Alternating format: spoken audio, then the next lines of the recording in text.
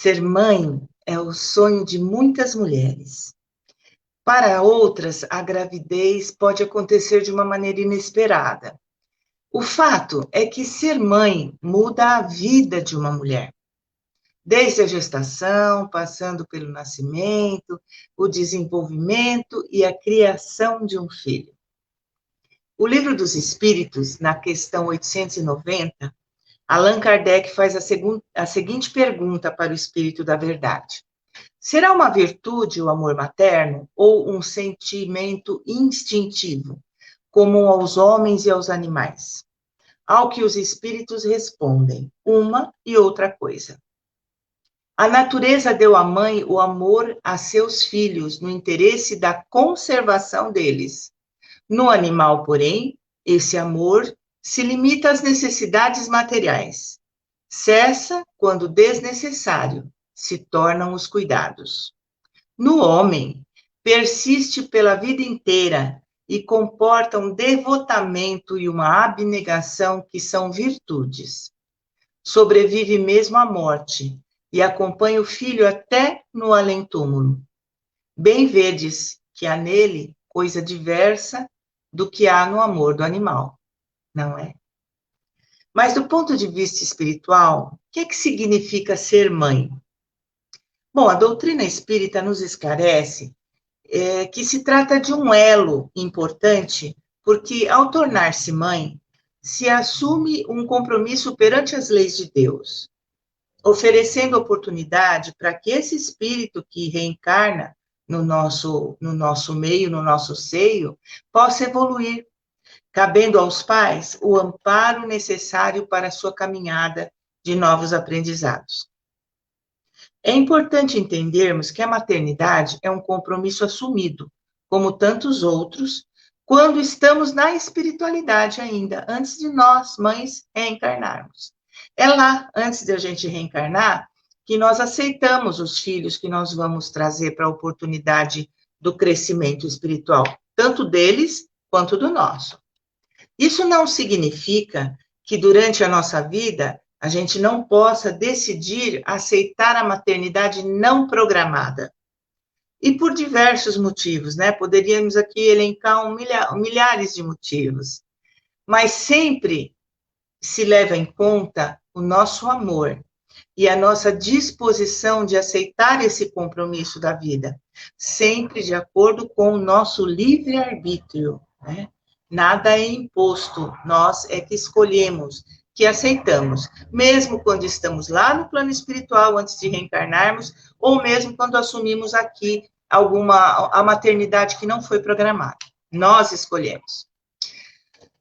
Trazer esses espíritos não passa necessariamente pelo ato de dar à luz, né? Quando a gente fala de mãe, não é necessariamente dar à luz, o que, sem dúvida, é a maior parcela das famílias constituídas, né? Mas também eles vêm pela porta da adoção, que é o verdadeiro reencontro de espíritos que precisam dessa experiência. Existe também a adoção por famílias homoafetivas, o que hoje a nossa legislação encara com a normalidade necessária. E apesar de ainda existir muito preconceito velado, às vezes, né, sobre a orientação sexual das pessoas, essa situação vem sendo reduzida com muito esforço de conscientização da sociedade.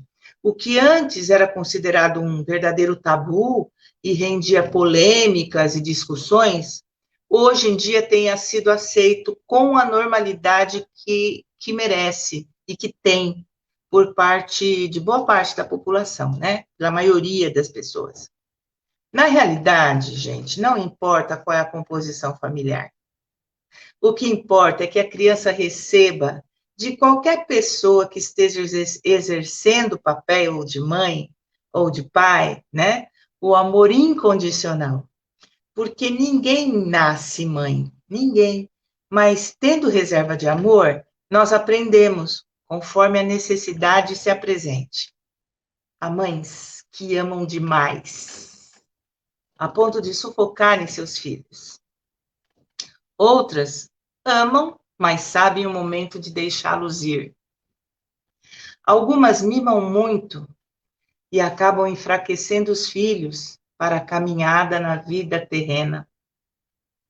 E há também, como conhecemos e nos explica a doutrina espírita, mães que maltratam os filhos num claro exercício de resgate, que deveria ser de amor, e por vezes não o é, conforme demonstra o Evangelho segundo o Espiritismo, no seu capítulo 14, item 8, ao dizer que há espíritos que se sentem completamente estranhos uns aos outros, separados por antipatias igualmente anteriores, que se traduzem da mesma forma por seu antagonismo na Terra para lhe servir de prova.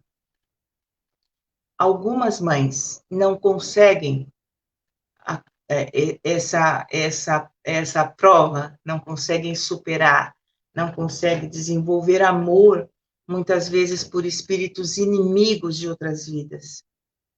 E assim vão acumulando, mães e filhos, mais débitos para existências futuras, infelizmente.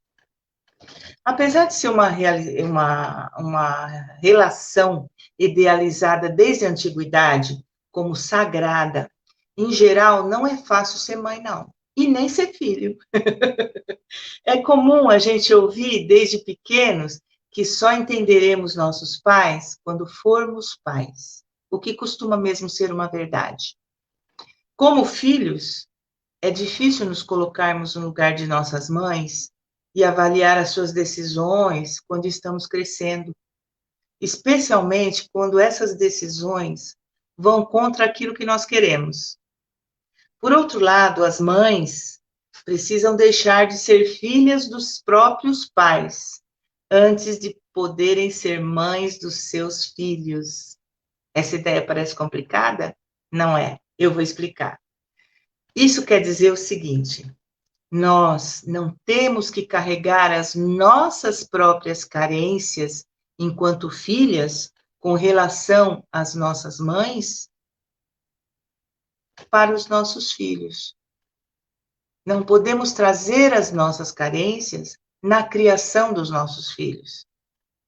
Porque se a gente fizer isso, a gente ficar sempre esperando, de alguma forma, que aquela relação que a gente tem com os nossos filhos seja uma reencenação melhorada da nossa própria infância. Não funciona. Não existe uma receita pronta, já que cada espírito é um ser único, tem as suas necessidades específicas, e também porque nós, mães, também somos seres únicos. E vamos nos adaptando às necessidades dos filhos conforme as nossas próprias possibilidades. Mas o que é certo é que precisamos nos colocar na posição de doadoras, enquanto nossos filhos serão os que recebem do nosso amor, da nossa orientação, da educação que nós vamos lhes dar, das nossas regras, nossa compreensão, nosso exemplo, como um dia nós fomos, ou pelo menos deveríamos ter sido, recebedoras dos nossos pais. Não importa se nós achamos justo ou não essa situação, né? Toda a responsabilidade agora recai sobre os nossos ombros. E disso dependerá sempre a relação que nós teremos com os nossos filhos no futuro. Hoje, eu já não tenho mais filho pequeno, mas quem tem, né? Quando os nossos filhos são pequenos, nós estaremos construindo a relação que teremos com eles lá quando forem adultos. Nossos filhos não devem sofrer as consequências de um passado que eles não viveram. Não adianta eu dizer eu sou assim porque eu não tenho carinho, porque eu nunca tive, mas eu tenho que saber dar, né? Porque eles não são responsáveis por aquilo que eu não tive. Eles precisam, eles merecem mais do que eu tive, sempre. Mas em termos espirituais, né? Eu estou dizendo, não em termos materiais. Em termos materiais é outra história. Querer que os nossos filhos cresçam antes da hora, exigir que eles tenham comportamentos que não condizem com as idades deles, que demonstrem habilidades que eles não têm, compará-los com outros que julgamos melhores, é uma crueldade que muitas vezes nós fazemos sem perceber, somente porque a gente não atenta para o fato de que nesse mundo cada ser é único e sem parâmetro de comparação. Nós, mães, que nós já fomos filhas, nós crescemos observando o nosso modelo de mãe e usando ele como referência, seja do que nós queremos copiar e seja do que nós queremos evitar. Às vezes, nós copiamos coisas que sempre criticamos, sem querer. Quando vemos, já fizemos, né? Pois é. Outras vezes, nós copiamos o que achamos ter funcionado e corrigimos o que achamos que deveria ter sido feito de outra forma. Ótimo, maravilha. É assim mesmo que a vida funciona. De qualquer forma, a nossa mãe, ou a que esteve no papel de nossa mãe, é nosso primeiro e principal modelo de referência. Nós queremos a sua aprovação, o seu carinho, a sua admiração. Então, inconscientemente, acreditamos que copiá-la é a melhor maneira de consegui-lo. Nem sempre, né?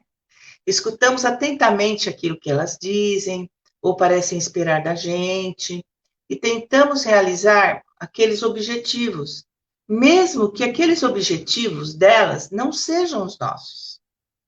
É muito importante que, como mães, no mundo de hoje, no mundo atual, a gente se empenhe em não cobrar dos nossos filhos comportamentos que nós esperamos deles com relação a nós.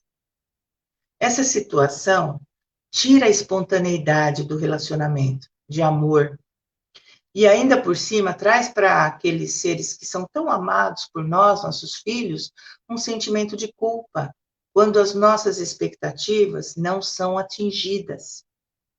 Eles se sentem culpados. É sempre bom lembrar que o amor é uma escolha, não é uma troca, né? Não é porque eu dei que eu tenho que receber na mesma proporção que eu acho que seria bom para mim. Nós somos a rainha do lar. Ah, que lindo. Somos mesmo. O ser humano, no reino animal, é um ser mais frágil da criação. Nós somos os animais que por mais tempo dependemos de nossa mãe para alimentação e para proteção. Alguns levam a vida inteira, né? Dependendo da mãe. Mas não vamos tocar nesse assunto. Até cerca de 10 anos de idade, nós somos, para os nossos filhos, a verdadeira rainha do lar. Olha que lindo. Eles nos olham com amor, com orgulho, eles se sentem protegidos, se sentem acarinhados, são os amores. Apesar disso, em algum momento, geralmente na adolescência, eles sentem que necessitam encontrar a sua própria identidade e romper com aquela relação quase de espelho. Aqui surgem os conflitos, porque muitas vezes, ao tentar encontrar a sua própria identidade, fazendo tudo diferente do que aprenderam, eles vão pelos caminhos equivocados. Mas não necessariamente se preocupam com isso, não. Contanto que eles possam confirmar para eles mesmos a sua capacidade de serem diferentes dos pais. Aí eles estão satisfeitos. É uma idade difícil, principalmente para eles, porque espiritualmente eles estão despertando da infância e todas as suas tendências espirituais estão aflorando. Muitas vezes, essas tendências estão em oposição às lições familiares que eles aprenderam na infância. E também o momento que espiritualmente esses nossos filhos começam a tomar consciência da responsabilidade que eles terão sobre as suas próprias vidas. É bem difícil, né? Até hoje, dependendo de papai e mamãe, mas opa, estou crescendo, né? Daqui a pouco eu vou ter que cuidar da minha própria vida. Mas calma, tá? Não fiquem nervosas. Essa fase vai dar lugar a outra, onde além de filhos, normalmente eles vão se tornar nossos grandes amigos. Enquanto pais, é muito difícil aceitar a libertação dos nossos filhos, do nosso domínio e do nosso cuidado. Nós queremos que eles não cometam os erros que nós cometemos, então nós interferimos mais do que deveríamos normalmente. Doce ilusão. Eles não cometerão os erros que cometemos, cometerão seus próprios erros e aprenderão com eles, independente do quanto a gente queira protegê-los. Os nossos bebês crescem e exigem independência sobre suas próprias vidas, constituem suas próprias famílias e nos oferecem um lugar de observador de suas vidas, na arquibancada. Nos sentimos excluídos, mal sabemos que nunca deixamos de estar presentes. Disfarçadamente, eles estão sempre nos observando, em busca da nossa avaliação daquilo que estão fazendo. Estamos aprovando? Estamos desaprovando? Ainda que nós estejamos em silêncio e sem interferir, o nosso olhar, a nossa expressão facial, nossos gestos, tudo é observado como dicas sobre o caminho que eles estão percorrendo.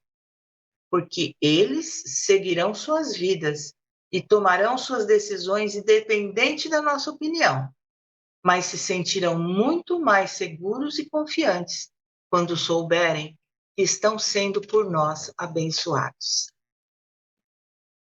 Algumas vezes, a desaprovação de uma mãe sobre atitudes do filho, sobre quem ele é ou como ele é, se torna intolerável. Aqui é onde acontecem os cortes de relações. Filhos que deixam de falar com os pais, que precisam excluí-los de suas vidas, em uma tentativa desesperada de se permitir existir como uma pessoa diferente daquela que a mãe espera dele. Ato dos mais difíceis para um ser humano esse. Às vezes, a presença da mãe é tão opressora e imponente que ele não se sente com o direito de ter vida própria. É muito triste isso. Não podemos, ou querendo, não podendo, ou não querendo atender às expectativas daquela mãe, como filho, usam um recurso extremo, se afastam, né? Partem. Às vezes o inverso também acontece, por motivos diferentes. Pais que rompem contato com filhos como uma tentativa última de fazer valer a sua própria palavra e sua própria vontade, recusando-se a mudar de lugar na vida da sua criança, rejeitando o papel de coadjuvante quando já foi o ator principal. O mais difícil dessa relação se encontra no processo de individualização de ambos os seres. Por ser uma relação que tem início de maneira muito simbiótica, como um sendo parte do outro, né? Um filho sendo parte de mãe, mãe sendo parte de filho, é difícil, principalmente para a mãe, entender que aquele ser a quem ela deu a vida é um ser diferente, é um ser independente dela. Muitas vezes, essa simples ideia soa como uma ofensa. Como que é independente de mim? Se sem mim ele não teria nem mesmo existido, né? É difícil para uma mãe aceitar a mudança no seu papel na vida do filho, de protagonista durante os primeiros anos para coadjuvante na idade adulta, né? Mas o importante é a gente saber que, como toda e qualquer outra relação, ela é passível de ser melhorada sempre e oferece incríveis oportunidades de aprendizado e de crescimento para ambas as partes, tanto para a mãe quanto para o filho. Como toda relação humana, ela é construída a quatro mãos. ela depende de dois para crescer, existir e se fortalecer. Algumas vezes, mães cedem em função dos filhos. Afinal, elas estão acostumadas a fazer isso porque entendem a falta de experiência ou maturidade daquele ser que, assim como ela, ainda está em desenvolvimento. Outras vezes, são os filhos que cedem em função das mães, porque a idade as tornou mais duras, mais inflexíveis nas suas opiniões, e há brigas que não valem a pena. Independente de quem decida ceder e quando, com o crescimento dos filhos e o amadurecimento das mães, é importante cultivar um diálogo maduro e aberto sempre. A ideia é que os filhos superem os medos infantis de punição ao expressar os seus próprios sentimentos. E que os pais percam o medo de ofender os filhos, porque são as coisas não ditas ou ditas sem respeito que costumam criar mágoas e distâncias. Vamos conversar, sempre, né? É só através de um diálogo sincero, amoroso, que nós podemos crescer e permitir que o outro cresça também, abertos, conscientes de que nenhuma das partes está imune a erros e que ambos precisam contar com a capacidade de perdoar o outro para que o tempo fortaleça os vínculos de amor cada vez mais, para que na nossa velhice nós possamos sentir o amor dos nossos filhos e não a obrigação. Madre Teresa de Calcutá disse o seguinte, peraí, gente. Ensinarás a voar, mas não voarão o teu voo. Ensinarás a sonhar, mas não sonharão o teu sonho. Ensinarás a viver, mas não viverão a tua vida. Ensinarás a cantar, mas não cantarão a tua canção. Ensinarás a pensar, mas não pensarão como tu. Porém, saberás que cada vez que voem, sonhem, vivam, cantem e pensem, estará a semente do caminho ensinado e aprendido. Lindo, né? E aqui vai para finalizar um recadinho do coração que eu vou dar para vocês. Mãe, não se cobre pelo que não pode dar. Observa que os filhos não te pertencem, mas podem, através de você, desenvolver a consciência da honestidade, da lealdade, da amizade. E o quanto desenvolvam de solidariedade e de fraternidade vai muitas vezes depender do teu exemplo. E quando for te perguntado que fizeste do filho confiado a tua guarda, você possa dizer, eu fiz o melhor que eu pude. Vamos cantar para encerrar? É uma música em homenagem a todas vocês. Chama-se 1.000.000 de Vezes. O compositor é Rafinha. Ele fez para a mãe dele.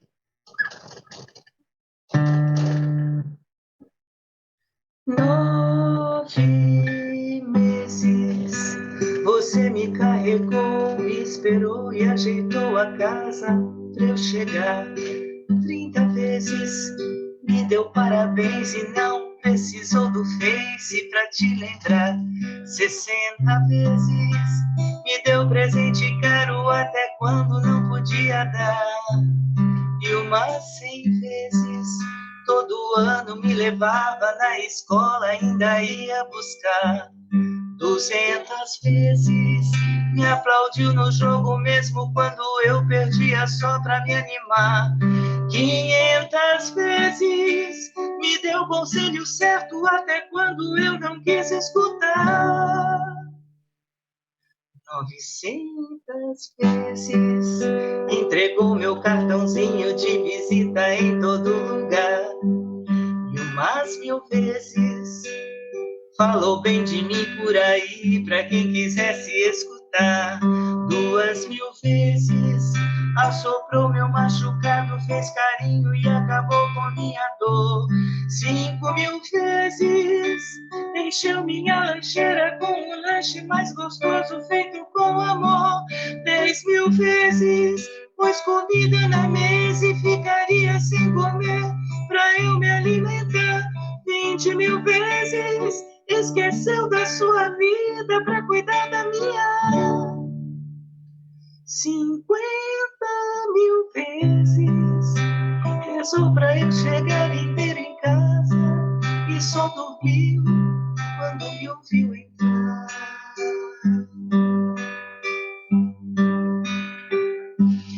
Pode contar 2 vezes a mesma história, pode pedir 5 vezes pra eu trancar a porta. Eu vou sorrir e olhar pro céu e agradecer 1.000.000 de vezes por ter sido com você aqueles 9 meses.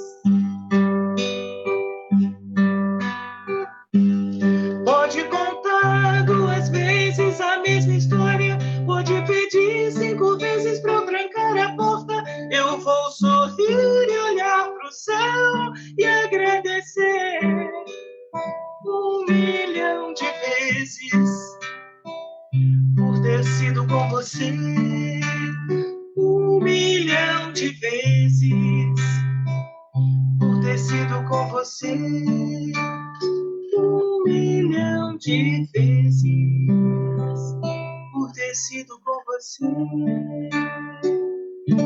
aqueles 9 meses.